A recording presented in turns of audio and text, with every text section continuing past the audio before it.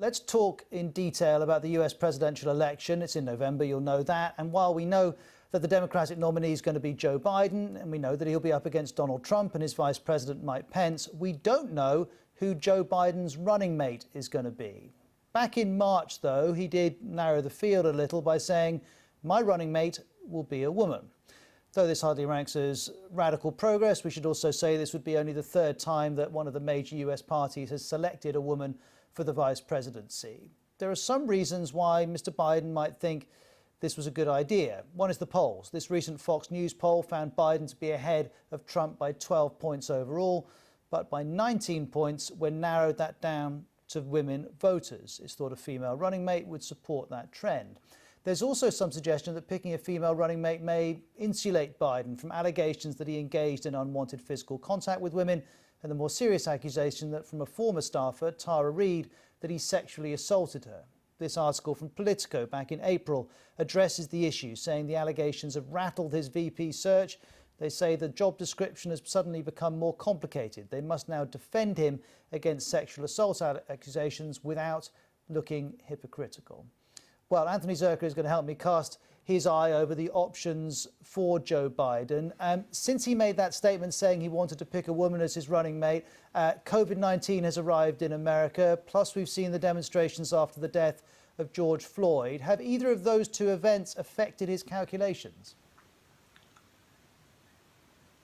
It definitely has. He's still looking at about a dozen women, but there are a couple of names that have been on the upswing. One is Gretchen Whitmer, the governor of Michigan. She was put in the spotlight because of COVID-19 and her state's response to what was one of the hot spots at the time, instituting shelter-in-place orders and dealing with a lot of protests from conservatives about her attempts to do that, including Donald Trump himself. Another name is Keisha Lance Bottoms. She's the mayor of Atlanta.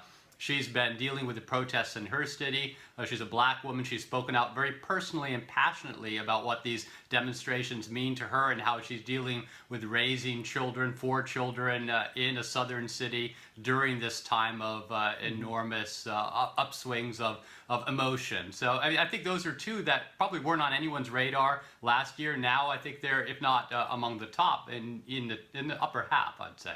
OK, Anthony, let's look through some of the contenders, and there are quite a few, as you were saying. Anthony's written this excellent and highly comprehensive article on the BBC News website going through some of the contenders and their pros and cons as candidates. First, let's concentrate on Kamala Harris, widely considered to be the front-runner. She's a senator from California. She ran against Joe Biden for the presidential nomination. She didn't get that, Anthony. Does that in any way stand in her way, though? Well, you know, I mean, there was a bit of a clash between Kamala Harris and Joe Biden in the first debate where Harris criticized Biden. But I think the fact that she has been on a national stage, that she was considered a front runner for the presidential nomination for a while and was subjected to that national scrutiny, that's something that a lot of the other contenders don't have. She comes from California, a big fundraising state. She's quick on her feet, and she also kind of ticks some of those diversity boxes. She's only the second black woman to ever serve in the U.S. Senate. She has a father who is from South Asia, and also she's younger than Joe Biden, which also helps a lot. All right, next we have another person who ran against him for the presidential nomination, Elizabeth Warren, senator from Massachusetts. In fact, back in 2019, she led the polls in the race for the nomination. She didn't get it, but she remains a heavyweight, Anthony. What are the pros and cons of her as a running mate? Well, what she has going for her is that she has bona fides with the left wing of the Democratic Party. Although there were some clashes between her and Bernie Sanders, and some of the Bernie Sanders supporters aren't big fans of hers now, she does represent kind of one of the emotional beating heart of the progressive wing. And if Biden brings her in, I think that solidifies his left flank and also gives a lot of policy proposals that he can run on, because she ran as I have a plan for that candidate. Of course, she is a white. She's in her 70s, so she doesn't diversify the party in a way that, say, a Kamala Harris might or a Keisha Lance Bottoms would. But she definitely, you know, she has a lot of gravitas, and she is well liked within the party.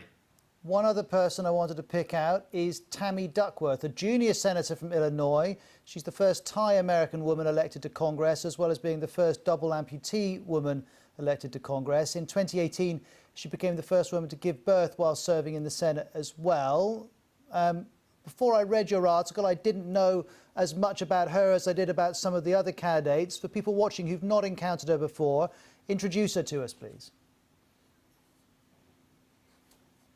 Yeah, I mean, she is a candidate that when people start to learn more about her, she becomes very compelling. She lost both of her legs when her helicopter was shot down in the Iraq War, so she is a Purple Heart winner, a war veteran, a military hero, in addition to being a U.S. Senator. As you mentioned, coming from the Thai background, she would be the first Asian American on a presidential ticket from a major party. So that would be quite a historic moment as well.